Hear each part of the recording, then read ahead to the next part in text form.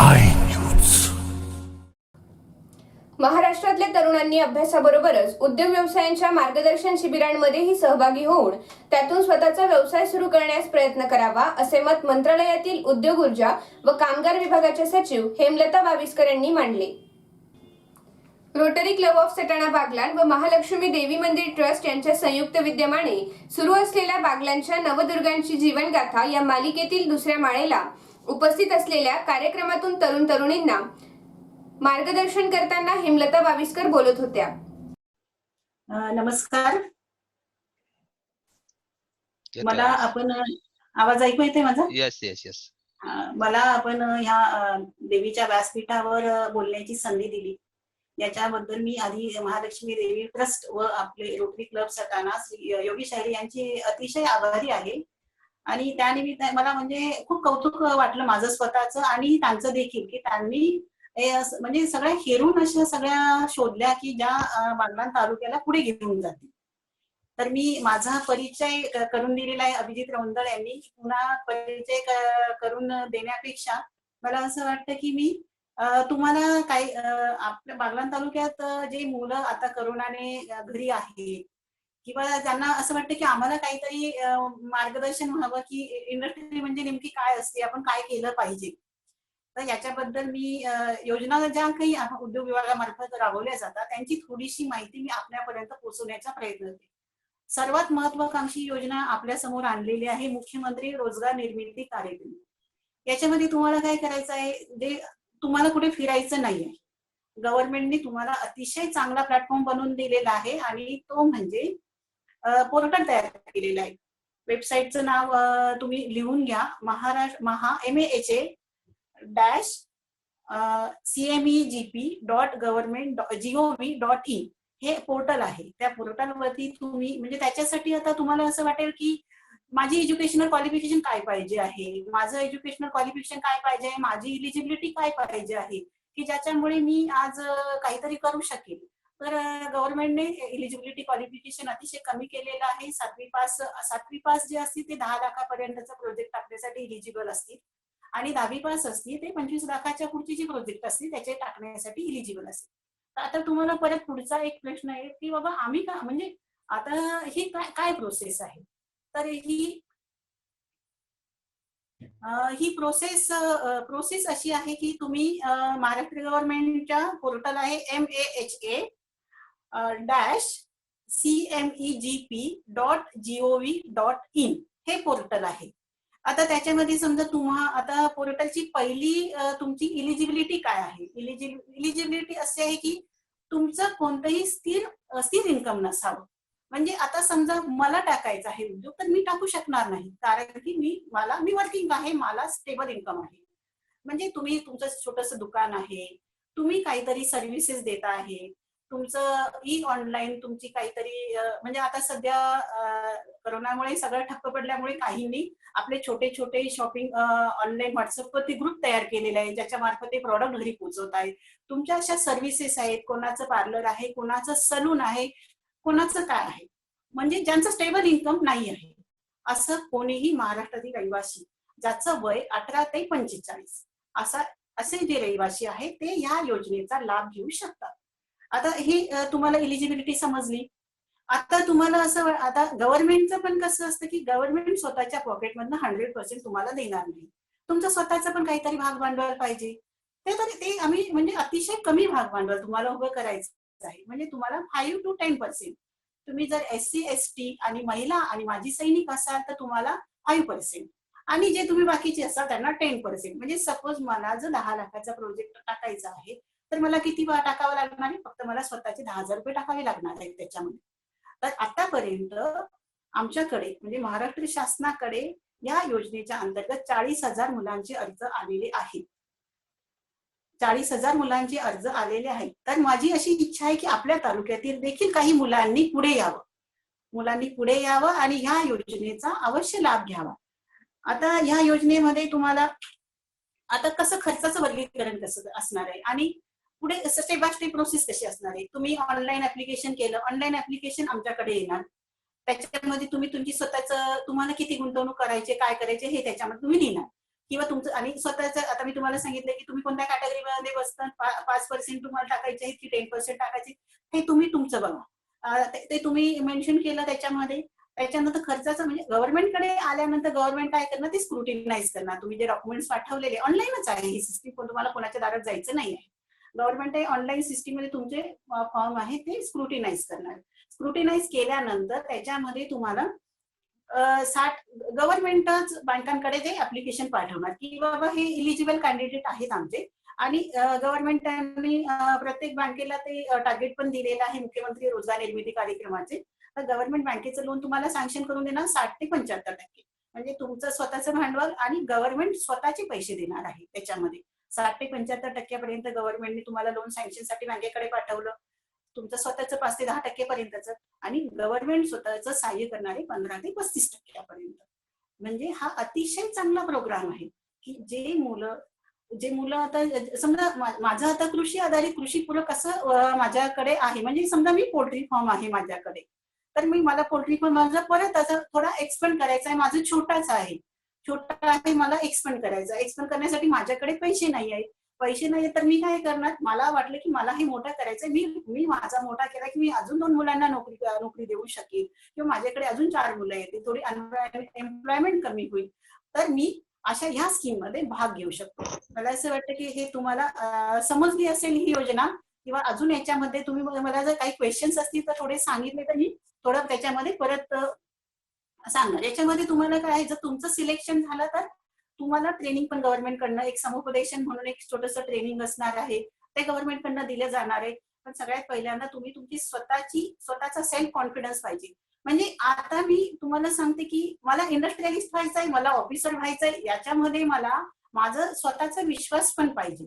आणि स्वतःचा विश्वास पाहिजे की नाही मी ही गोष्ट मी करणार.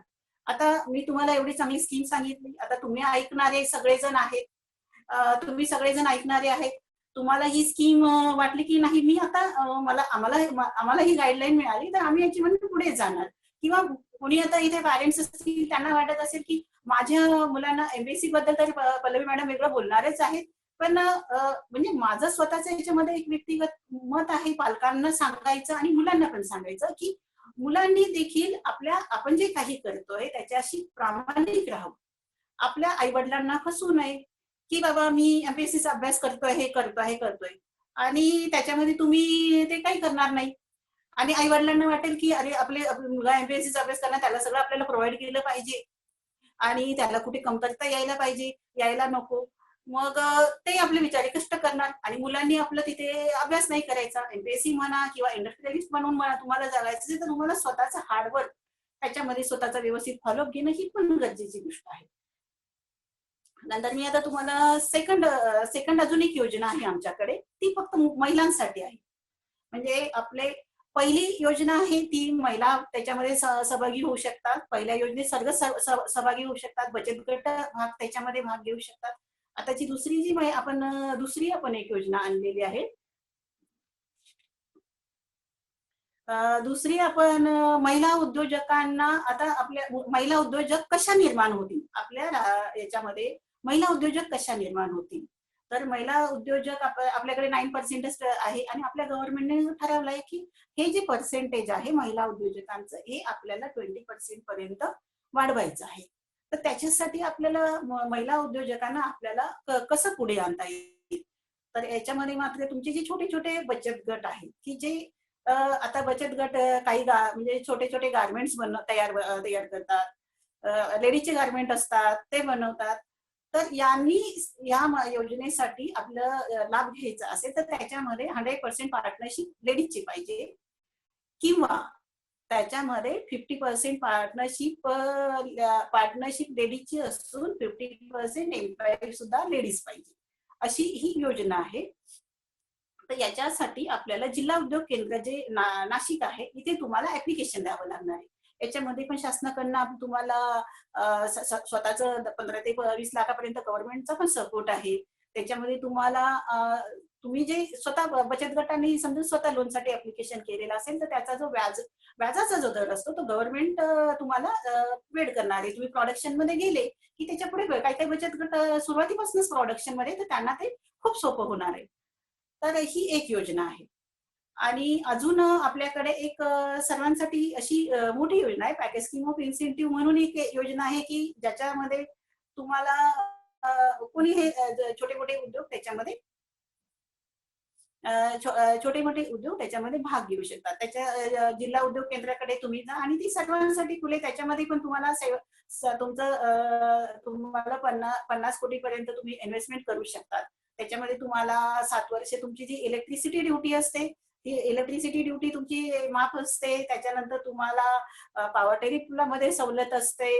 नंतर तुम्ही जे फर्स्ट ट्रान्झॅक्शन तो उद्योग टाकण्यासाठी जेव्हा कराल त्याच्यामध्ये जी स्टॅम्प ड्युटी असते तिच्यामध्ये तुम्हाला माफी असते. म्हणजे अशा अनेक सवलती गव्हर्नमेंट ऑफ महाराष्ट्राने तुम्हाला दिलेली आहे. आता याच्या व्यतिरिक्त मी आता माझं स्वतःची थोडीशी माहिती सांगते आणि परत आपण सीएमपीजी योजनेअंतर्गत परत आपण चर्चा करू त्याच्याबद्दल. तर मी माहेरची हेमलता बाविस्कर आणि सासरची मी श्रद्धा कोचरेकर आहे. माझं माहेर सटाणा हेच आहे. आमचं गाव जरी ठेंगोडा असलं तरी मी लहानाची मोठी सटाण्यातच झालेली आहे आणि सटाण्यामध्ये अतिशय चांगलं शैक्षणिक वातावरण आहे. मी ज्या वेळेला सटाणा येथे मी 95 ला सटाण्यामध्ये ग्रॅज्युएट झाली आणि माझी आई सटाण्याच्या शाळेमध्ये प्राथमिक शिक्षिका होती, मुलींच्या शाळेमध्ये. तर माझे वडील, मी ज्या 10वी ला असतानाच माझ्या वडिलांचा ऍक्सिडेंट झाला. पण माझ्या वडिलांची स्वतःची अशी इच्छा होती की मी माझ्या मुलींना ग्रॅज्युएट करणार.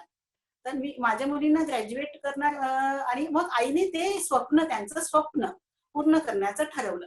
म्हणजे मला जर कोणी विचारलं की तुझ्या जीवनामध्ये कोण आदर्श आहे, तर मी सांगणार की माझ्या जीवनामध्ये माझ्या आई वडिलांव्यतिरिक्त दुसरा आदर्शच असू शकत नाही. आणि माझ्या आईने जे प्रयत्न केले आमच्या शिक्षणासाठी आणि तिने म्हणजे अगदी एक खांबी, नंतर आम्ही 3 बहिणी होतो आणि एक भाऊ, तर एक खांबी तिने किल्ला कसा लढवला हे मी स्टेप बाय स्टेप तिच्याकडनं बघत गेली, शिकत गेली. तर त्यानंतर मी 95 मध्ये ग्रॅज्युएट झाले आणि मग म्हणजे मी कशी मग मला आपल्या गव्हर्नमेंटकडनं एक कॉन्ट्रॅक्ट बेसिसवरती तहसील कार्यालयामध्ये याद्या लिहायला बोलवलं जाऊ लागलं. मग मी तिथे जाऊन एक 7-8 महिने ते याद्या लिहिण्याचं काम केलं. त्याच्यानंतर मी मग थोडंसं स्टडी करायला सुरुवात केली की नाही जरा स्टडी करायला म्हणजे मी आजूबाजूच्या 2-4 मुलींचे क्लासेस घ्यायचे. तर मी त्याच्यामध्ये माझं क्लास घेतानाच 97 आमच्या बाजूला एक देवरे मावशी म्हणून राहतात, त्यांच्याकडे एक न्यूजपेपर आहे.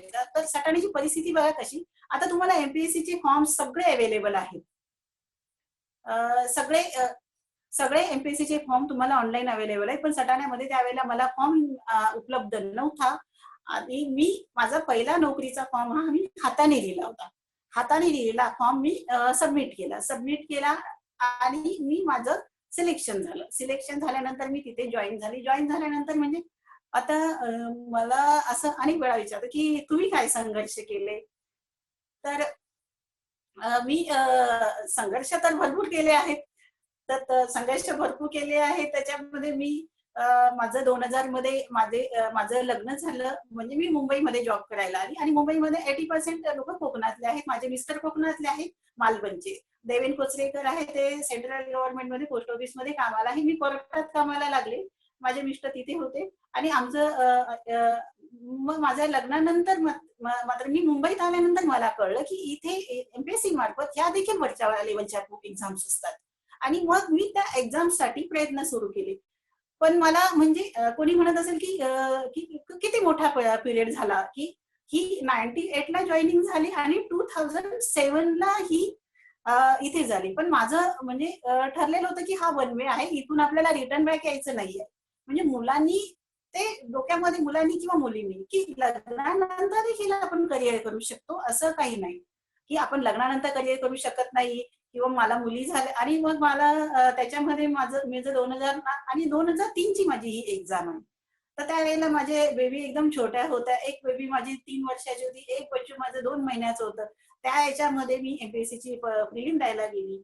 एमपीएससी ची प्रिलिम देऊन आली. सॅटर्डे संडे कुठेही जायचं नाही, फक्त अभ्यास करायचा आणि माझा अभ्यास करायचा. आणि त्याच्यानंतर मी म्हणजे जॉब पण होता. म्हणजे असं नाही की जॉब म्हणजे गव्हर्नमेंट जॉब असल्यामुळे सोडण्याचा प्रश्न येत नाही, स्थैर्य असते. तर तो जॉब करून आल्यानंतर मी रात्री अभ्यास करायची माझ्या बाळांचं बघून आणि त्याच्यानंतर मग माझं मी अभ्यासाचा स्पीड हा चांगला ठेवायची, की तो माझा 3 वाजेपर्यंतचा 3:30 वाजेपर्यंतचा रात्रीचा तो माझा अभ्यास करायचा. म्हणजे तुम्हाला जर याच्यामध्ये जरी सक्सेस पाहिजे असेल, तर तुम्हाला चांगला अभ्यास करणं अतिशय गरजेचं आहे. जर इथे छोटे मुलांचे पॅरेंट्स असतील, तर मी त्यांना एक सांगू इच्छिते, की तुमच्या मुलांना जर पुढे कॉम्पिटिटिव्ह एक्झाम तुम्हाला द्यायच्या असतील, तर तुम्ही त्यांच्या मॅथ्सकडे थोडंसं जास्त लक्ष द्या.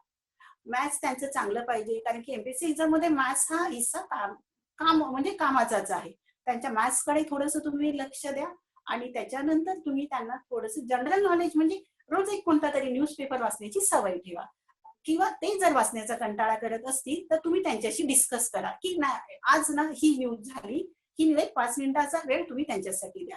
आणि त्याच्यानंतर मात्र मग मी आमची ती परीक्षा थोडी खूप लांबली. म्हणजे 2003 ला आम्ही प्री दिली, 2004 ला आम्ही मेन दिली, 2005 ला आम्ही इंटरव्ह्यू दिला आणि त्याच्यानंतर आम्ही 2007 ला जॉईन झालो. म्हणजे हा जो माझा लॉंग टाइम मध्ये जो गॅप दिसला, की तो गॅप तो असा आहे.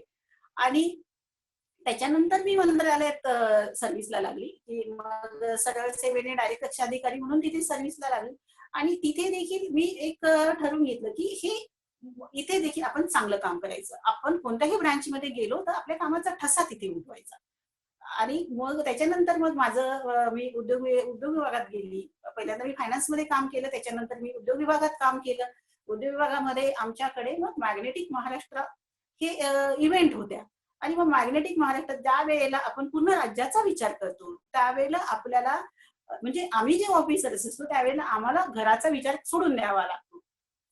ज्यावेळेला आपण स्वतःला राज्याचा विचार करतो त्यावेळेला घराचा विचार सोडून द्यावा लागतो. आणि अशा वेळेला असे ज्यावेळेला म्हणजे योजना ज्या वेळेला लोकांसाठी आणायची असते, त्यावेळेला आम्ही रात्रीचे 9-10 वाजेपर्यंत मंत्रालयात थांबलेलो असतो.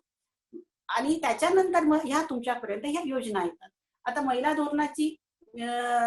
धोरण ज्यावेळेला आम्हाला आणायचं होतं, त्याची म्हणजे महाराष्ट्र हे अतिशय प्रगत राज्य आहे, की कोणतीही गोष्ट पहिल्यांदा महाराष्ट्रात येते.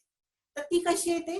तर तुम्हाला एक थोडंसं म्हणजे मी स्वतः घेतलेला एक तुम्हाला अनुभव सांगू, की ट्रम्प यांची मुलगी इवांका ट्रम्प ही हैदराबादच्या ग्लोबल समिटला आली. ती आली नोव्हेंबर महिन्यामध्ये. 28 नोव्हेंबरला हैदराबादच्या ग्लोबल समिटला आली. आम्हाला त्याच संध्याकाळी आमच्या सरांनी सांगितलं, की आज आत्ताच्या आत्ता आपल्याला महाराष्ट्राची वुमेन पॉलिसी आणायची आहे. महाराष्ट्रातल्या महिलांना उद्योजिका आपल्याला बनवायचं आहे. म्हणजे ती हैदराबादला आली, की आपल्या जवळ आपण म्हणजे महाराष्ट्र किती अग्रेसर आहे, की आपल्याला असं वाटलं, की उद्या हैदराबाद ते पुढे वुमेनसाठी काही आणलं आणि आम्ही मागे पडलो. तर आम्हाला आताच्या आता सांगितल्यानंतर आणि आम्ही पण तेवढे हार्डवर्क केले, की आपल्याला कुठे कुठे त्यांना म्हणजे आता वुमेन पॉलिसीमध्ये आम्ही एमआयडीसी मध्ये त्यांच्यासाठी जागा ठेवलेली आहे. नंतर त्यांना कुठे एक्झिबिशन्स मध्ये भाग घ्यायचा असेल तर गव्हर्नमेंट कडनं त्याच्यासाठी सुद्धा पैसा दिला जातो, अनुदान दिलं जातं. तर आम्ही ती वुमेन्स पॉलिसी आम्ही 16 डिसेंबरला आम्ही वुमेन पॉलिसी पब्लिश केली. 16 डिसेंबर 2017ला आपली महिला धोरण राज्याचं आलं. म्हणजे हैदराबादमध्ये फक्त मॅडम आल्या, इवांका ट्रम्प मॅडम, पण महाराष्ट्र गव्हर्नमेंटने पॉलिसी आणली. म्हणजे ह्या गोष्टी आम्हाला असं मोटिवेट करत असतात. अनेक वेळेला म्हणजे माझ्या जॉबमध्ये अनेक अप आणि डाऊन्स हे तर माणसाच्या प्रत्येकाच्या लाईफमध्ये येतात. म्हणजे अगदी स्टुडंट दशेमध्ये पण येतात, पुढे आपल्या संसारामध्ये येतात किंवा नोकरीमध्ये येतात. अप डाऊन्स हे प्रत्येक ठिकाणी येतात. पण ते डाऊन आपल्याला ज्या वेळेला आपण डाऊन्स मध्ये असतो त्यावेळेला आपण काय चांगलं काम केलं, आपल्याला कुठे कुठे आपण काय केल्याने आपल्याला आनंद मिळतो, ह्या गोष्टींवरती आपण फोकस केलं पाहिजे. त्याच्यामुळे आपल्याला आयुष्याचा जो डाऊन्स असतो तो आपल्या आयुष्यातला निघून जातो. आणि मला ज्या वेळेला मला ज्या वेळेला सांगितलं, की आपल्याला ही वुमेन्स पॉलिसी आणायची आहे, तर आम्ही अगदी एकदम पटकन केला, की महाराष्ट्रात किती महिला फक्त म्हणजे आता एवढे बचत गट कामं करतात महाराष्ट्रामध्ये, पण त्यांना कोणीतरी तरी प्रमोट केलं पाहिजे ना. ह्या बचत गटांनी का नाही येऊ, ह्या पॉलिसीचा का नाही लाभ घ्यायला पाहिजे, आपल्या बागलांमधल्या पण बचत गटांनी पण याचा का नाही लाभ घ्यायला पाहिजे. तर ह्या गोष्टी व्हायला पाहिजेत आणि हा खरंच एक चांगला प्लॅटफॉर्म इथे उपलब्ध करून दिलेला आहे. इथे हा चांगला प्लॅटफॉर्म इथे हा उपलब्ध करून दिलेला आहे. म्हणजे तुम्ही ज्या वेळेला तुम्ही म्हणजे एकदम अशी चाच पडतात, की आता आपण आता एमपीएससीचं बघा, एमपीएससीचं खूप सारं आता सगळीकडे ऑनलाईन उपलब्ध आहे. पण थोडे थोडे थोडे थोडे आपले सटाण्यातले मुलं एमपीएससीची परीक्षा क्लिअर होत गेले आणि एमपीएससी कडे बऱ्याच लोकांनी फोकस केला. पण ह्या दुसरी पण गोष्ट आहे की सगळेच जण काय एमपीएससी होऊ शकणार नाही. वन वे आहे तो, त्याच्यामध्ये आपण खाली पडलो म्हणजे त्याच्यामध्ये वन वे मध्ये आपण सक्सेसफुल झालो तर ठीक आहे, नाही तर आपल्या आयुष्याचे पण वर्ष वाया जातील आणि आपलं नाही झालं तिथे एवढी मोठी कॉम्पिटिशन नाही झालं. पण आपण त्याच्यासाठी आपला पॅरलल ट्रॅक सुद्धा आपण व्यवस्थित बघून ठेवायला पाहिजे.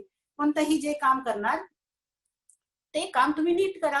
म्हणजे आता मी तुम्हाला मुख्यमंत्री रोजगार योजनेची तुम्हाला माहिती दिली, तर त्याच्यामध्ये तुम्ही आता ते पोर्टलवर जा, तिथे तुम्हाला कसे फॉर्म भरायचे आहेत ते तुम्हाला त्यांनी सगळं दिलेलं आहे, सगळ्या पद्धती दिलेल्या आहेत. 40,000 मुलांनी त्याच्यामध्ये आधीच ऑलरेडी अप्लिकेशन आलेले आहेत. आता आणि आमचं टार्गेट 1,00,000चं आहे, हे तुम्ही लक्षात ठेवा. आणि आपण किती स्पीडी तिथे मध्ये भाग घ्यायला पाहिजे, किती स्पीडी डॉक्युमेंट गोळा केले पाहिजे, हे तुम्ही लक्षात ठेवा. म्हणजे हे आता मी तुम्हाला एक मार्ग दिला. तुमच्यापैकी 5-6 जण त्याच्यामध्ये चाच पडतील, 10-20 जण चाच पडतील. पण तुम्ही एक मोकळा राजमार्ग तयार कराल ना. जसा आता तुम्ही एमपीएससी युपीएससी या वेळेला एमपीएससी युपीएससीचे आमच्यासारखे ऑफिसर्स इथे गोळा झाले. नेक्स्ट टाइम मला इथे 1-2 उद्योजिका लेडीज दिसतील. म्हणजे हे होणार. एमपीएससी युपीएससी ह्या गोष्टी तर चांगल्या आहेतच. याच्यामध्ये तुम्हाला जॉबची स्टेबिलिटी आहे, तुम्हाला सेक्युअर वातावरण आहे, सगळ्या गोष्टी आहेत. परंतु तुम्ही ही दुसरी गोष्ट देखील केली पाहिजे की नाही. याच्यामध्ये बघा कॉम्पिटिशन तुमची मोठी होऊन जाणार, मग परत तुमचं रिझर्वेशन येणार, मग तुम्ही ओपन मध्ये बसता, त्याच्यात बसता, हे टेन्शन्स पण आहेत. आता मी ज्या वेळेला बॅचलर ऑफ कॉम्प्युटर सायन्स केलं त्याच्या पाठीमागचा हाच हेतू होता की मला म्हणजे त्यावेळेला माझ्या डोक्यामध्ये नव्हतं की हे एमपीएससीच मला करायचे आहे. तर मी कॉम्प्युटर सायन्सची डिग्री घेतल्यानंतर मग मी कुठेतरी काहीतरी करेन, माझी स्वतःची इन्स्टिट्यूट टाकेल किंवा अजून काही करेल, मी हे डोक्यामध्ये होतं. पण माझा ट्रॅक चेंज झाला म्हणून मी माझं करिअर तिथे केलं, पुढे गेली. तर त्याच्यामुळे म्हणजे आणि कधीही माणसाने एक गोष्ट लक्षात ठेवायची की आपण जे काही काम करतोय ते कधीच हलके नसते. ते काम कधीच हलके नसते, कधीच छोटे नसते. त्याच्यामध्ये तुम्ही कॉन्सन्ट्रेशन करा. हा तुम्हाला जर वाटलं की नाही मला याच्यामध्ये नाही सक्सेस मिळते, तर दुसरा मार्ग तुम्ही शोधा. दुसरा मार्ग शोधा आणि सक्सेस पर्यंत जाण्याचा प्रयत्न करा. सक्सेस पर्यंत तुम्ही जाण्या. आणि मला म्हणजे अगदी तुम्हाला सांगायचंय की मला स्वतःला ज्या वेळेला कधी डिप्रेशन येतं किंवा मला स्वतःला वाटतं की हे माझं मला असं वाटतं की माझं टायमिंग जरा लिमिट मध्ये आलेलं आहे, संपत आलेलं आहे. तर मी आता परत इथे सर्वांचे आभार मानते आणि मला एवढ्या छान अशा व्यासपीठावर माझ्या माहेरच्या सर्व पॅरेंट्स, पालक आणि माझे मित्र मैत्रिणी सुद्धा देखील इथे आहेत, माझे बॅचमेट्स आहेत.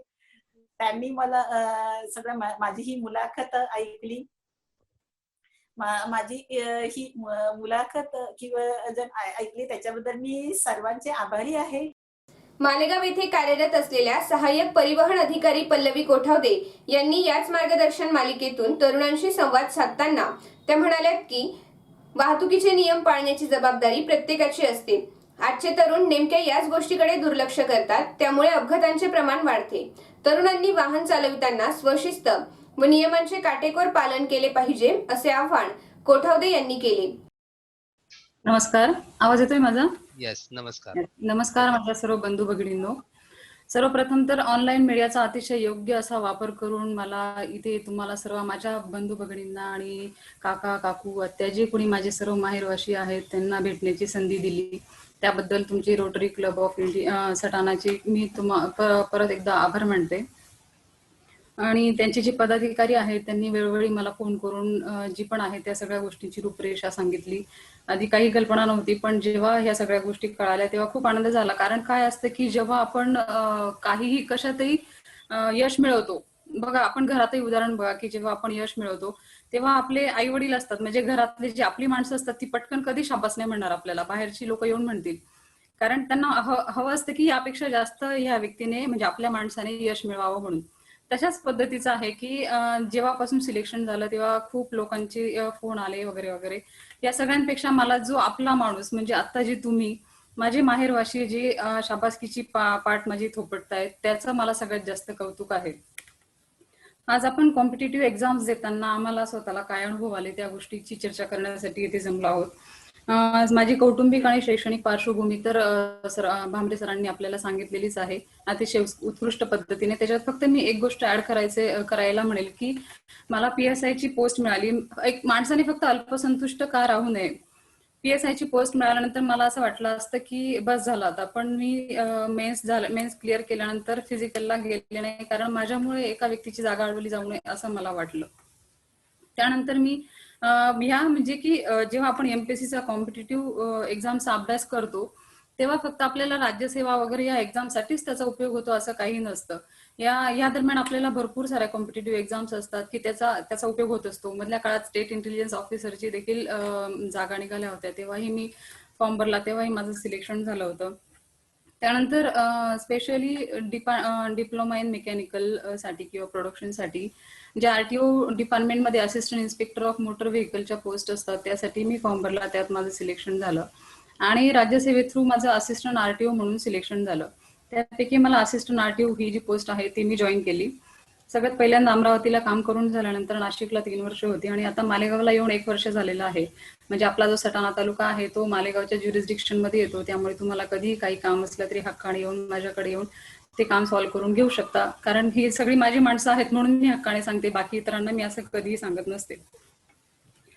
सर्वप्रथम मला हे सगळं सांगताना हा आनंद होतोय की जेव्हा आपण MPSCच्या एक्झाम आम्ही देत होतो तेव्हा मला ग्रॅज्युएशन नंतर ह्या गोष्टींची माहिती झाली की अशा पण काही एक्झाम्स असतात. ते पण फक्त माझ्या पतींमुळे मला कळालं की अशा एक्झाम्स असतात आणि त्याचा आपण फॉर्म भरायला हवा. बघा, आपल्याला वाटतं की ग्रामीण भागातली मुलं पुढे जात आहेत, पण त्यांचा स्ट्रगल खूप जास्त असतो. शहरातल्या मुलांना तरी आधीपासून जनरल नॉलेज आहे, बरेचसे सोशल मीडियाज आहेत, न्यूजपेपर्स आहेत, या सगळ्या गोष्टी इझिली अवेलेबल होत असतात. शाळेचा तर आमच्या यशात खूपच छान वाटा, म्हणजे भरपूर वाटा आहे, पण तरीही ज्या गोष्टी सुरुवातीपासून माहिती असायला हव्या, आता ज्या तुमच्या पिढीला लवकरात लवकर माहिती होत आहे त्यावेळी आम्हाला त्या माहिती नव्हत्या.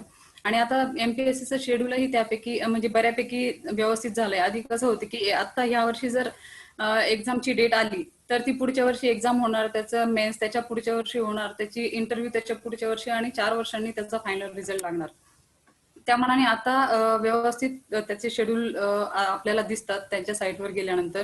तर ते शेड्यूल जर व्यवस्थित फॉलो केले आणि काही व्यवस्थित म्हणजे एक प्लॅनिंग करून जर अभ्यास केला तर आपण 1 वर्षात त्याच्यात सहज यश मिळवू शकतो असं मला वाटतं. तर ते करत असताना आपण सगळ्यात पहिलं तर मी म्हणेल की आपण आता जो प्लॅटफॉर्म आहे तो बेसिकली तालुका लेवलचा म्हणा किंवा ग्रामीण लेवलचा आहे. तर ग्रामीण भागातल्या माणसांना, मुलांना जेव्हा ते एक्झाम देतात तेव्हा हे असं वाटत असतं की म्हणजे एक न्यूनगंड असतो की आपण ग्रामीण भागातले आहोत असं. पण जेव्हा MPSCचा सक्सेस रेशो बघितला तर त्याच्यामध्ये यशस्वी झालेल्या मुलांचं पर्सेंटेज हे ग्रामीण भागातल्या मुलांचं जास्त आहे. कारण तसं म्हणजे अगदी प्रॅक्टिकली म्हटलं तर त्यांना तसा बाहेर स्कोप कमी असतो. म्हणजे की शहरातल्या मुलांना जसं इझिली अवेलेबल होतं की आपण हे नाही तर हे करू शकतो, ते नाही तर ते करू शकतो, पण ग्रामीण भागातल्या मुलांना तसा तो कमी असतो. त्याच्यामुळे हा न्यूनगंड तर सगळ्यात पहिले काढून टाका की आम्ही ग्रामीण भागातले आहोत म्हणून. आणि सगळ्यात पहिल्यांदा जे मुलं MPSCचा अभ्यास करतात त्यांच्याशी मी इंटरॅक्ट करू इच्छिते की सगळ्यात पहिल्यांदा जेव्हा तुम्ही अभ्यासाला सुरुवात कराल तेव्हा स्वतःवर खूप विश्वास ठेवा. कारण कॉम्पिटिटिव्ह एक्झाम आहे, आपल्याला असं म्हणून चालत नाही. कारण ह्या गोष्टी एका रात्रीत अभ्यास करून आपण जसं ग्रॅज्युएशनला केलेलं असतं की एका रात्रीत मी अभ्यास केला आणि क्लिअर झालो वगैरे वगैरे, ह्या अशा गोष्टी इथे नसतात. त्याच्यामध्ये कन्सिस्टन्सी खूप महत्वाची आहे. जिद्दी, तुमची चिकाटी, सातत्य हे जर तुम्ही टिकवून नाही ठेवलं तर तुम्हाला यश नाही मिळणार. म्हणजे किती ह्या क्षेत्रामध्ये हुशार मुलांची गरज नाहीये ऍक्च्युली. तर जो जिद्दीने, चिकाटीने आणि सातत्याने अभ्यास करतो त्याला हमखास यश मिळतं. भले तो 50-60% यश म्हणजे पास झालेला विद्यार्थी जरी असला. तुम्ही बघा युट्यूबवर किंवा काय, जेव्हा इन्स्पिरेशनल व्हिडिओज बघाल तेव्हा तुम्हाला लक्षात येईल की अरे हे तर 50-60% मिळून पास झालेले मुलं आहेत आणि आज ते IAS IPS आहेत, मोठ्या मोठ्या पोस्टवर आहेत, डेप्युटी कलेक्टर आहेत, खूप चांगल्या चांगल्या पोस्टवर आहेत. तर त्याच्यासाठी फक्त तुमचं बघा जीवन आहे. जीवनामध्ये अनेक चढ उतार असतात, यश असतं, कधी अपयश असतं. आणि कॉम्पिटिटिव्ह एक्झाम्स मध्ये जेव्हा तुम्ही असाल तेव्हा त्याच्याबरोबर तुम्हाला असं नाहीये ना की जेव्हा आपण 7वी 8वीला किंवा आपल्या स्कूलला कॉलेजला असतो तेव्हा सगळे आपले समवयस्क असतात. सगळे बऱ्यापैकी सेम बुद्धीचे लोक असतात. पण जेव्हा आपण कॉम्पिटेटिव्ह एक्झाम्स मध्ये असतो, स्पर्धेचा अर्थच असा आहे की तो तुमच्या बरोबर खूप वर्षापासून अभ्यास करणारी मुलं असतात. किंवा पोस्ट होल्डर्स पण असतात की ज्यांना अपेक्षा असते की आपण याच्यापेक्षा चांगली पोस्ट मिळवू शकतो. त्यांच्याकडे तो एक्सपिरियन्स असतो आणि तो एक्सपिरियन्स तो जो आपल्याकडे नाही आहे असं म्हणून आपल्याला चालत नाही. जेव्हा पण आपण अभ्यास करायला घेऊ, सगळ्यात सुरुवातीला एक काम करा की एक डायरी घ्या. त्या डायरीमध्ये ना तुमचं स्वप्न लिहून काढा. अगदी शांततेत एकटं बसून सगळा विचार करून की मला अधिकारी का व्हायचंय, त्याच्या मागे माझी काय कल्पना आहे. आणि अगदी कारणांसहित लिहायची. ती डायरी फक्त तुमच्या पुरती असेल अशी. कारण जीवनात जेव्हा हे चढ उतार येतील, यश अपयश येईल, अपयशाने खचून जाऊन आणि दिवस वाया घालवण्याची जेव्हा तुमची वेळ असेल, तेव्हा ती डायरी तुम्हाला कामास येईल. कारण ते जे स्वप्न असते ना पहिल्यांदा बघितलेलं, ते माणसाच्या मनात इतकं बिंबलेलं असतं की त्याच्या मागे सगळे असतात. आपली कुटुंब आपल्या त्या स्वप्नांमध्ये इन्व्हॉल्व्ह असतं, आपले आई वडील असतात, आपली सगळी पार्श्वभूमी, सगळी सामाजिक पार्श्वभूमी, सगळे सगळे असतात. त्यामुळे ती पार्श्वभूमी तुम्हाला आठवण करून देण्यासाठी, त्या गोष्टीची परत एकदा आठवण येण्यासाठी ती डायरी तुम्हाला उपयोगात येते. तर ह्या आणि हे सांगताना मला नंतर जेव्हा तुम्ही ही डायरी मेंटेन कराल, त्याच्यानंतर सगळ्यात पहिल्यांदा काय करा की एमपीएससीचा सिलेबस किंवा तुम्हाला जो पण एक्झाम द्यायचा आहे कॉम्पिटेटिव्ह एक्झामचा, त्याचा सिलेबस सगळ्यात पहिले हातात घ्या. तो तुम्हाला इझिली साईटवर मिळेल. आता आधीसारखं नाही की तुम्हाला ते पुस्तकं वगैरे शोधावे लागतील वगैरे असं किंवा मागावं लागेल. आणि तो जेव्हा तुम्ही सिलेबस तुमच्या हातात मिळेल तेव्हा तो पूर्ण वाचून काढा सगळ्यात आधी. कारण जेव्हा तो तुम्ही वाचून काढा, त्याच्यामध्ये काय टॉपिक्स आहेत, तुम्हाला कशाबद्दल अभ्यास करायचा, त्या गोष्टींची तुम्हाला कल्पना येईल. ते एकदा तुमचं बेसिक क्लिअर झालं की आपल्याला हे वाचायचं आहे. कारण काय होतं, आपण काय करतो की एमपीएससीचा एक्झाम द्यायची, मला मोठा अधिकारी व्हायचंय वगैरे, हे आम्ही बघितलेले ज्वलंत उदाहरण आहेत.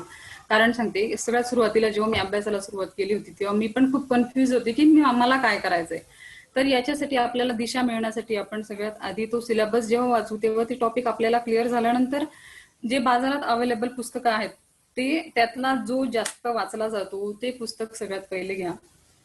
आणि त्याच्यासोबत त्या प्रत्येक सब्जेक्ट वाईज क्वेश्चन पेपर्सचा जो संच असतो तो पण घ्यायचा. कारण एक्झाम मध्ये आपल्याला काय विचारताय आणि आपल्याला कोणत्या दृष्टीने अभ्यास करायचा हे आपल्याला सगळ्यात आधी माहिती असलं पाहिजे. तुम्हाला आहे ना, जेव्हा एक्झाम द्याल तेव्हा खूप लोक भेटतील, खूप मुलं भेटतील की मी असा अभ्यास केला, माझी अभ्यासाची स्ट्रॅटेजी ही आहे, ती आहे, मी एवढा वेळ अभ्यास केला, मी हे बुक्स रेफर केले. कोणाच्याही स्ट्रॅटेजीवर कधीही जाऊ नका. कारण प्रत्येकाची बौद्धिक क्षमता, बौद्धिक पातळी वेगळी वेगळी आहे. ती व्यक्ती परत्वे बदलणारी आहे. कुणाला रात्री अभ्यास केलेला योग्य वाटतं, तर कुणाला दिवसा अभ्यास केलेला योग्य वाटतो. कुणाचं पाठांतर चांगलं असतं, तर कुणाचं वाचन चांगलं असतं, कुणाचं लिखाणावर प्रभुत्व असतं. प्रत्येकाची विकनेस आणि स्ट्रेंथ वेगळे वेगळे असतात. त्याच्यामुळे आपले स्ट्रेंथ आणि विकनेसेस पहिले जाणून घ्या. आपल्या विकनेसेसवर मात करायला शिका. जर ते विकनेसेस तुम्ही कवटाळून ठेवले तर तुम्हाला आयुष्यात कधीही सक्सेस मिळणार नाही. आणि जेव्हा आपण ह्या एक्झाम्स देत असतो तेव्हा शुअरिटी जरी कमी असली तरी मनावरचा विश्वास मात्र ढळू देऊ नका. कारण जर तो विश्वास ढळला आणि तुम्ही तुमच्या गोल पासून, तुमच्या टार्गेट पासून जर बाजूला झालात तर परत तुम्ही त्या जागेवर कधीही येऊ शकत नाही. जरी शुअरिटी नसली तरी पण आपल्या कन्सिस्टन्सी काय होतं, जीवनात खूप गोष्टी असतात, खूप चढ उतार असतात, जबाबदाऱ्या असतात. सगळ्यात महत्वाचं जबाबदाऱ्या असतात. म्हणजे अगदी स्पष्ट शब्दात सांगायचं, आपले माणसं आहेत समोर म्हणून सांगते की जेव्हा मुली असतात त्यांच्या मुलींचे लग्नाचे प्रश्न असतात, मुलं आहेत त्यांचा सेटल होण्याचा कुठेतरी आई बापाने स्वप्न बघितलेलं असतं. आता याचं वय झालंय, ह्या वयात त्याने सेटल व्हावं, आता त्याने आमचा आधार व्हावं, ह्या सगळ्या गोष्टी आहेत आणि ह्या आपसूक येतात.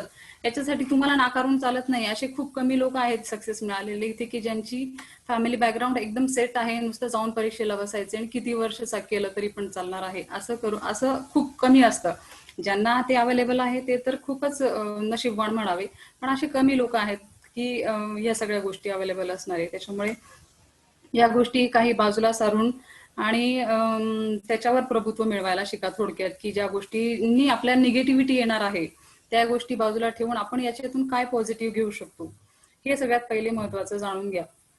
आणि एका रात्रीत अभ्यास न करता मायक्रो नोट्स काढा. जेव्हा तुम्ही सगळ्यात सुरुवातीला तर तुम्ही बेसिक वाचा की सगळ्यात बेसिक फंडा काय आहे कुठल्या पण कॉम्पिटेटिव्ह एक्झाम्सचा की तुमचं बेसिक क्लिअर असलं पाहिजे. बेसिक क्लिअर असलं तरच तुम्ही एमसीक्यूज व्यवस्थित सॉल्व्ह करू शकतात. कारण त्याच्यामध्ये बारीक सारीक, जेव्हा आम्ही एक्झाम दिली होती तेव्हा आम्हाला फक्त प्री एक्झामसाठी एमसीक्यूज असायचे, म्हणजे multiple choice questions, objective questions, आणि मेन्सला मात्र सब्जेक्टिव्ह असायचं. त्याच्यामुळे आमच्याकडे तो एक स्कोप होता की ऍटलिस्ट आम्ही मनातलं काहीतरी लिहू शकायचो, की आम्ही कोरं नाही ठेवलं तरी चालत होतं, कारण आम्हाला आमच्या मनातलं उतरवता येत होतं काही ना काहीतरी. पण आता तुम्हाला तुमची मेन्स एक्झाम पण एमसीक्यूची आहे, ऑब्जेक्टिव्ह आहे, त्याच्यात निगेटिव्ह मार्किंग आहे. त्याच्यामुळे तुमचे जे कन्सेप्ट आहे ते अगदी क्लिअर असल्या पाहिजे, त्याच्याशिवाय तुम्ही काही एक्झाम फेसच नाही करू शकत. कारण निगेटिव्ह मार्किंग जर असली तर तुम्ही, आणि ती जवळपास माझ्या मते आमच्या वेळी जर नव्हती, पण एक माझ्या आयडियानुसार बहुतेक एक म्हणजे 1/4 मार्क कट होतो जर आपला एक एक क्वेश्चन चुकला तर, एक आन्सर चुकलं तर. अरे हे एक छोटे छोटे काय होतं की आपल्याला वाटतं की चला एकच चुकलंय, दोनच चुकलंय, पण हा एक एक मार्क आहे ना आपल्याला कुठल्या कुठे घेऊन जातो विचार करा. जेव्हा आपण एक्झाम देतो तर तो एक मार्क आपल्याला आपल्या टार्गेट पर्यंत घेऊन जातो, एक तर मोठा अधिकारी बनवतो, किंवा परत आपल्याला सुरुवातीपासून अभ्यास करायला लावतो. तो एक मार्क म्हणजे तो आपल्या आयुष्यात किती महत्वाचा आहे, आणि तो एक एक मार्क मिळवण्यासाठी आपल्याला किती झगडायचं आहे. जेव्हा मल्टिपल चॉईस क्वेश्चन्स असतात तेव्हा तुम्ही मायक्रो नोट्स काढणं खूप गरजेचं आहे. तुमच्यासोबत नेहमी तुमची डायरी असली पाहिजे, त्याच्यात तुम्ही बारीक सारीक पॉईंट्स त्याच्यात नोट डाऊन केलेले असले पाहिजे. आणि सुरुवातीला तर तुम्ही ग्रॅज्युएशन पर्यंतचे सगळे बुक्स, लाईक की स्टेट बोर्डचे सगळे बुक्स आणि एनसीईआरटीचे सगळे बुक्स सगळ्यात पहिले वाचायचे. त्याच्याने तुम्हाला बेसिक क्लिअर होईल. त्याच्यानंतर त्या विषयाशी रिलेटेड पहिले तर ते बेसिक क्लिअर झाल्यानंतर आपल्याला वाटतं की अरे हे तर माझं ग्रॅज्युएशन झालेलं असल्यामुळे मला काय वाचायची गरज नाहीये, तर पण तसं नसतं. जेव्हा आपण एक्झामच्या दृष्टीने वाचतो तेव्हा बारीक सारीक पॉईंट्स विचारात घेऊन त्या गोष्टी वाचत असतो. नंतर आपण जेव्हा पुढची स्टेप हे की त्याच्यातले जे बुक्स आहेत, बुक्सची लिस्ट बनवा पहिले, की हा सक्सेस झाला आणि हे बुक्स वाचले होते असं नाहीये. की बुक्सची लिस्ट बनवा, याच्यातले तुम्हाला कोणते कोणते योग्य वाटतात ते सगळे बुक्स बघून, आणि ते कुठले तुम्हाला रेफर करायचे सगळे बघितल्यानंतर तुम्हाला कोणते रेफर करायचे त्याची लिस्ट स्पेशली बनवायची, ते बुक्स आणायचे आणि त्यातून तुमच्या नोट्स काढून आणि मग त्यातून अभ्यास झाला पाहिजे. म्हणजे मी अगदीच एक्सपर्ट आहे असं नाहीये, फक्त माझे जे अनुभव आहेत त्याच्या दृष्टीने मी तुम्हाला सांगते की काय होतं की ह्या गोष्टी करण्यामध्ये खूप वेळ चालला जातो, आणि जेव्हा वेळ वेळ ही गोष्ट अशी आहे की आपल्याला जो मोकळा वेळ मिळतो तो जर आपल्याला स्वतःला देता नाही आला आणि आपल्या हातातून जर वेळ निसटून गेला तर आपल्याला खूप दुःख असतं, कारण ती गेलेली वेळ परत येणार नसते. आणि नंतर इंटरव्ह्यूचा तर इंटरव्ह्यूला तुम्हाला कॉन्फिडेंटली फेस करायचंय. इंटरव्ह्यू बाबत तर की तिथे तिथे काय असेल, काय विचारणार असतील असं, म्हणजे अगदी तो एक असं बघा खूप वेळा मेम्स किंवा मेसेजेस येत असतात की खूप काहीतरी विचारलं आणि काहीतरी अचानक तिथे काय सांगता आलं नाही वगैरे, असं काही नसतं. तिथेही जे इंटरव्ह्यू घेणारे लोक असतात ते आपल्यासारखेच माणसं असतात, फक्त त्यांचं नॉलेज डीप असतं. त्याच्यामुळे ते आपल्याला आता म्हणजे की तुम्ही थोडक्यात काय की चाटा मारायच्या नाही तिथे गेल्यावर, स्पष्ट शब्दात खोटं बोललं की तुम्ही तिथे अडकलात. कारण आपल्यापेक्षा खूप नॉलेज घेतलेले लोक तिथे असतात. आणि तुम्ही म्हणाल की मला शेरो शायरी खूप आवडते, मग ते तुम्हाला अचानक काहीतरी नाव सांगणार की चल ठीक आहे तू यातला हा शेर म्हणून दाखव. म्हणजे इतकं त्यांचं त्यांचं डीप नॉलेज असतं. त्याच्यामुळे इंटरव्ह्यू जरी तुम्हाला काही येत नसलं तरी तुमचा कॉन्फिडन्स तिथे चेक केला जातो, आणि तुमचा कॉन्फिडन्सच तुम्हाला मार्क देत असतो. तुम्हाला तिथे काय आलं हे पोपटपंची तिथे कामाची नसते. तुम्ही कॉन्फिडेंटली त्या प्रश्नाला कसे सामोरे जाताय, तो इंटरव्ह्यू फेस करणं, आणि त्याच्या म्हणजे तुमच्याबद्दल त्या समोरच्या परीक्षकाला पॉझिटिव्ह करणं, हे हे सगळ्यात महत्वाचं असतं इंटरव्ह्यूसाठी. आणि परीक्षेच्या बाबतीतही अनेक अफवा आपण ऐकत असतो की एमपीएससीची एक्झाम किंवा युपीएससीची एक्झाम अशा असतात की अशी कशी दिली, किंवा मग असे वेगळे वेगळे शॉर्टकट्स आपल्याला कोणी कोणी सांगत असतं, पण हे शॉर्टकट्स कधी कामाचे नसतात. आणि सगळ्या गोष्टी आता ऑनलाईन झालेल्या असल्यामुळे तुम्हाला सगळं ऑनलाईन अवेलेबल आहे, सगळं मटेरियल आहे. पण हे ऑनलाईन मटेरियल अवेलेबल असण्याचा एक तोटा असा आहे जो मला जाणवला की सुरुवातीला काय होतं, जेव्हा आमच्या काळी पुस्तकं असायचे फक्त, तर आम्ही ते नोट्स काढून ठेवायचो. आता काय झालंय की सोशल मीडियामुळे जेव्हा पण एक काही पण येतं आपल्याला की अरे हो हा विषय आहे का, मी तर लगेच गुगलवर सर्च केलेला आणि हे माझ्या हातात आहे, मी कधी पण ते बघू शकते, असं नसतं. त्याच्यामुळे काय होतं की टिपण काढण्याची ज्या सवयी आहेत त्या मुलांच्या हातून बंद होत चालल्या, म्हणजे निष्ठच चालल्यात की ठीक आहे ना कधी पण मला अवेलेबल आहे, पण जेव्हा गरज असते तेव्हा प्रत्येक वेळेस सर्च करायची गरज नाही पडली पाहिजे. तुमच्या नोट्स तिथे तयार असल्या पाहिजे, कारण एक्झामला तुमचा मोबाईलचा गुगल कामास येत नसतो. तुमच्या ज्या नोट्स आता हे झालं सगळं. पॅरेंट्सला एक गोष्ट मला अशी सांगायची आहे की आता तर स्कूल्सने बऱ्याचशा गोष्टी फॉलो करतायत. सगळे स्कूल्स पण, इव्हन आमचं ग्रामीण भागातलं स्कूल होतं तरी पण तिथे रोज न्यूजपेपरचं वाचन, म्हणजे कमीत कमी 5 बातम्यांचं वाचन वगैरे, नंतर जीके, या सगळ्या गोष्टी घेतल्या जायच्या. खूप खूप छान स्कूल आहे म्हणजे विरगपची पण. आणि आता पॅरेंट्सने काय करायचं की तुमच्या मुलांना जवळ बसवून न्यूजपेपरचं वाचन करणं. आपण जेव्हा न्यूज बघतो तेव्हा मुलांना बाजूला बसवा. न्यूजपेपर म्हणजे काय, हा मेला, अपघात झाला वगैरे ह्या गोष्टी नाही वाचायच्या आहे. तुम्हाला हे वाचायचंय की संपादकीयमध्ये एडिटोरियल जे असतं त्याच्यामध्ये काय दिलंय, कारण त्याच्यात विस्तृत सगळं दिलेलं असतं. कुठले पण एक बातमी असेल त्याची पार्श्वभूमी सकट सगळं पुढचे जे काही परिणाम आहेत त्या सगळ्या गोष्टी बऱ्यापैकी संपादकाने दिलेल्या असतात. त्या गोष्टी वाचणं, या गोष्टींची सवय त्यांना लावा. जीकेचे बुक्स आणून त्यांना वाचायला द्या. या गोष्टी जर केल्या तर त्याच्यामध्ये पण एक कॉन्फिडन्स, सेल्फ कॉन्फिडन्स बिल्ड होईल की आपल्याला हे करायचंय. अचानक तुम्ही म्हणाल की तू फॉर्म भर आणि मला अधिकारी होऊन दाखव, असं कधी होत नसतं. आता हे सगळं झालं एमपीएससीच्या एक्झाम्स विषयी. याच्यानंतरही बरेचसे वक्ते तुम्हाला एमपीएससी किंवा कॉम्पिटेटिव्ह एक्झाम्स बद्दल सांगणार आहेत.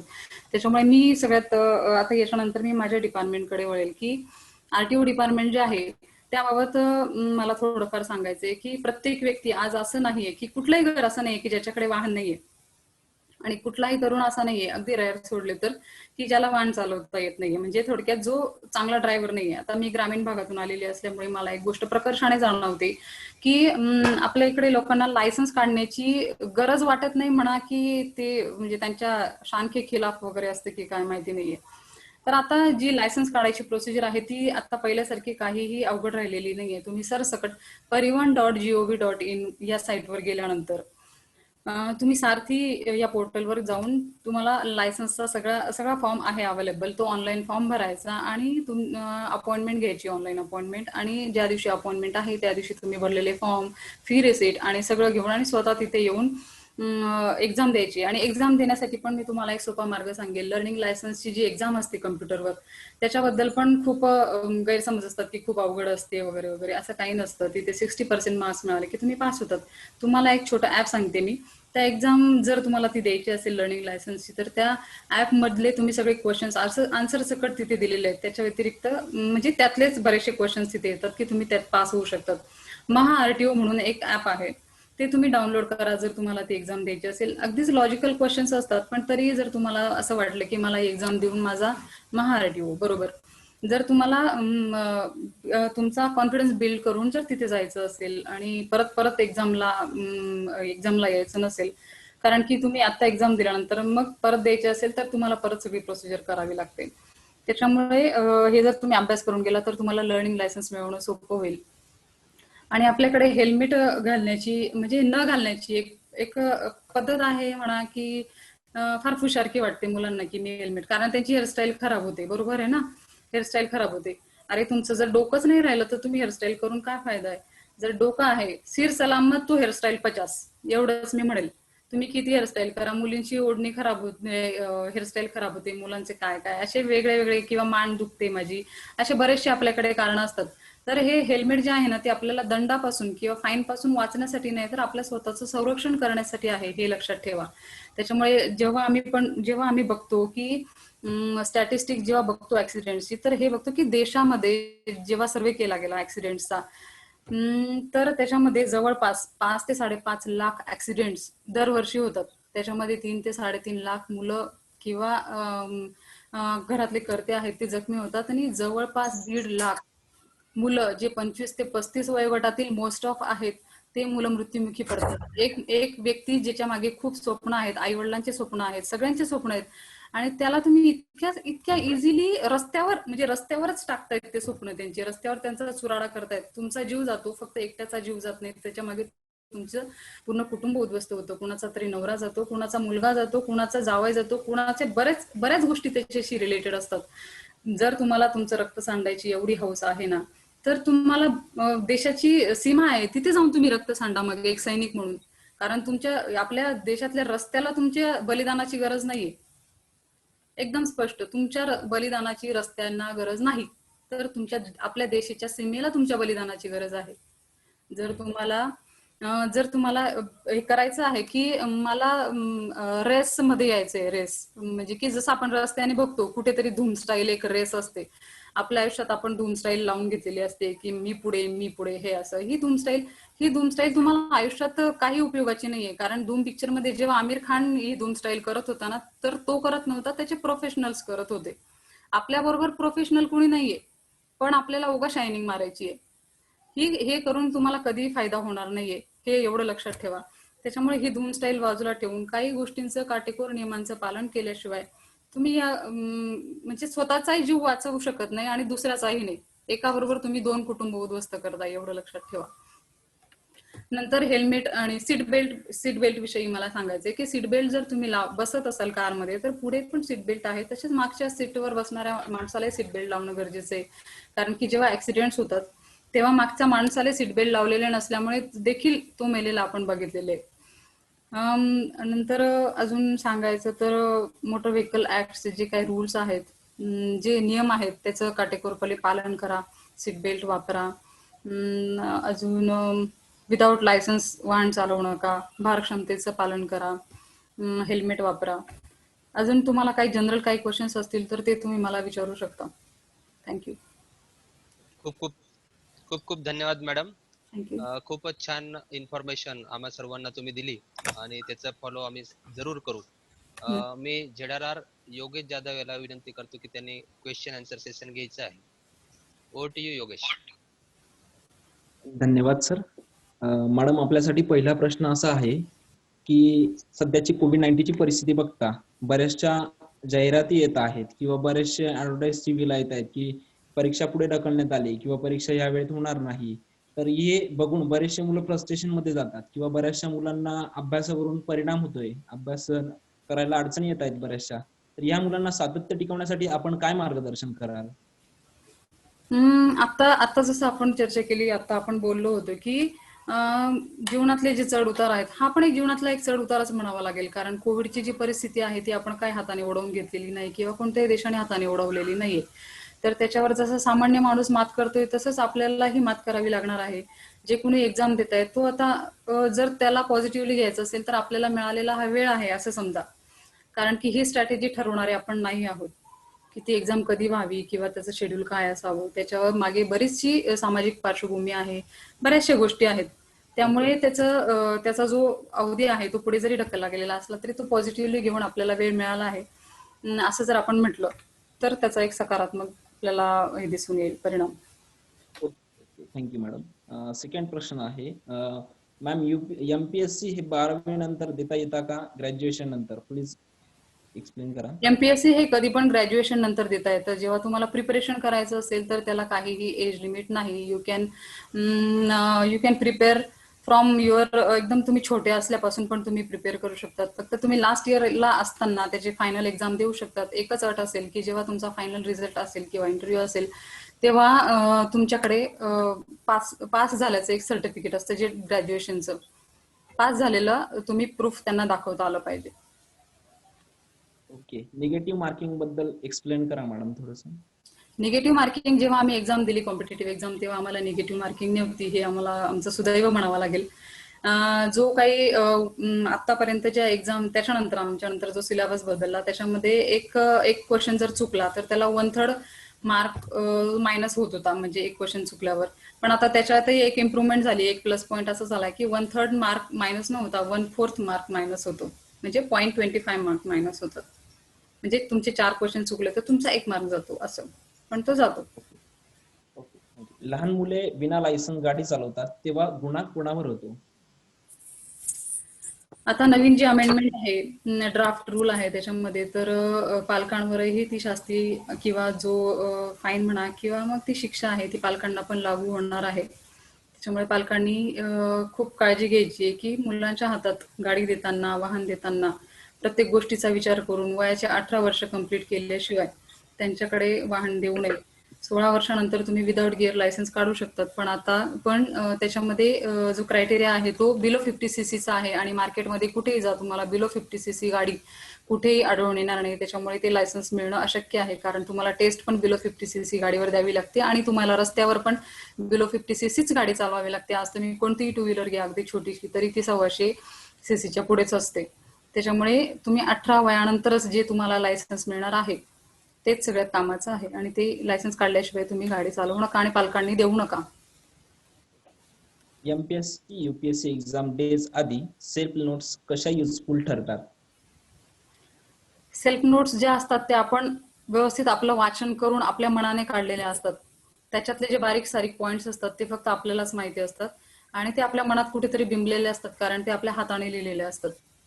त्याच्यामुळे सेल्फ नोट्स आपल्याला कधीही एक्झामला पण, म्हणजे मला तरी मी लिहिलेलं मला आठवायचं, म्हणून मला वाटलं की हा मायक्रो नोट्सचा पॉइंट तुमच्याबरोबर शेअर करावा, म्हणून मी तो मगाशी केला. योगेश नाना हाऊ टू भांबरे प्रश्न प्रिपेअर फॉर नाना भांबरे प्रश्न विचारू इच्छितात. नाना भांबरे. मॅडम. हॅलो. हो बोला. हॅलो, आवाज येतो माझा? हो येतोय येतोय, बोला. माझा ओके. प्रश्न असा आहे मॅडम, की थर्ड पार्टी इन्शुरन्स आहे तो का आवश्यक आहे आणि त्याच्याने गाडी मालकाचं काय नुकसान आहे? थर्ड पार्टी इन्शुरन्स ऍक्च्युली आपण जेव्हा पूर्ण फुल प्रोग्रेसिव्ह इन्शुरन्स जेव्हा पूर्ण काढत असतो तेव्हा आपल्याला त्याचा जास्त फायदा होतो. थर्ड पार्टी इन्शुरन्स हा आपण आपल्या म्हणजे काढलेला असावा प्रत्येक वाहनाचा. पुढच्या माणसाला जरी आपण म्हणजे ऍक्सिडेंटमध्ये पुढच्या माणसाला जरी आपण ठोकलं तरी पण त्याला त्याचा फायदा होतो, त्याचा क्लेम लावू शकतो, म्हणजे आपण त्याला फायदा होऊ शकतो. Okay, thank you madam. माझा भाविस्कर मॅडमांना प्रश्न असा आहे की एखादा प्रोजेक्ट गव्हर्नमेंटकडे, तुमच्या डिपार्टमेंटकडे उद्योजकाने ऍप्लिकेशन केलं तर किती दिवसात तो मंजूर होतो? आता आमच्याकडे मैत्री सेल स्थापन केलेला आहे. प्रोजेक्ट मंजूर करायचं म्हणजे एकच परमिशन नसते, तुम्हाला पोल्युशनच्या परमिशन घ्यायच्या असतात, नंतर तुम्हाला इलेक्ट्रिसिटी घ्यायची असते. त्याच्यामुळे आता आम्ही सिंगल विंडो सिस्टीम केलेली आहे, तिथे तुम्ही ऍप्लिकेशन केलं की ते मंजूर एक इंडस्ट्री डिपार्टमेंटचे परमिशन आम्ही लगेचच देतो. 8 ते 10 दिवसांमध्ये तुम्हाला ती प्रोजेक्ट मंजूर होते. आणि ओके मैत्री सेल मध्ये सुद्धा आपले विविध डिपार्टमेंटचे ऑफिसर्स बसवलेले आहेत. म्हणजे इन केस आता तुम्हाला लँडच्या ठिकाणी कोणाची तरी मध्येच लाईन जात असेल, रेव्हेन्यू डिपार्टमेंटचे ऑफिसर्स बसवलेले आहेत. म्हणजे तिथे मैत्री कशासाठी, इंडस्ट्री, गव्हर्नमेंट आणि इंडस्ट्री, गव्हर्नमेंट आणि इंडस्ट्री स्थापन करणार याच्यामध्ये जी फ्रेंडशिप आहे म्हणजे मैत्री, की ते सॉल्व्ह करणार सगळे इश्यू. काही ठिकाणी क्रिटिकल असेल तर तिथे थोडासा जास्त वेळ लागेल, अदरवाईज आम्ही एक 8 ते 15 दिवसांमध्ये परमिशन सगळ्या प्रोजेक्टला देतो. ओके मॅडम, तुम्ही पण एमपीएससी पल्लवी एक्झाम मॅडमसाठी सर विचारा, पल्लवी विचारा. मॅडमसाठी एक प्रश्न आहे. Ma'am, many under age people use two wheelers by breaking rules. Ma'am, what is your opinion on this? What would you suggest on दिस?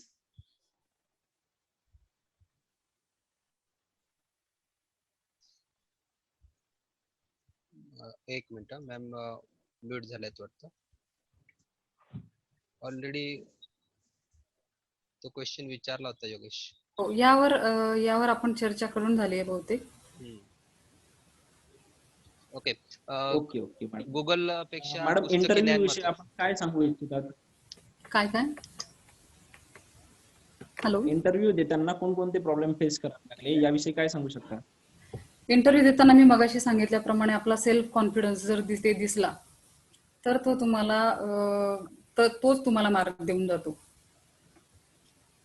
की जर तुम्हाला किती ज्ञान असेल आणि जर तुमचा सेल्फ कॉन्फिडन्स नसेल आणि तुम्ही जर अडखळून बोलत असाल तर चुकीचा बोला, पण विश्वासाने बोला.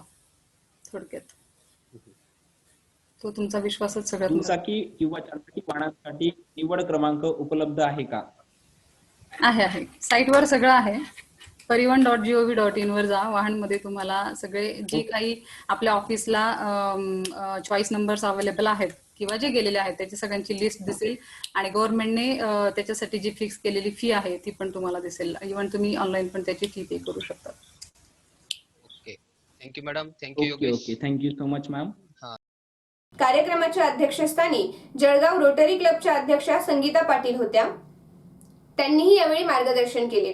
रोटरी क्लब ऑफ सटाणा बागलांचे अध्यक्ष योगेश अहिरे यांनी कार्यक्रमाचे प्रास्ताविक केले, तर सचिव उमेश सोनी यांनी मार्गदर्शनासाठी ऑनलाईन उपस्थित असलेल्यांचे आभार मानले.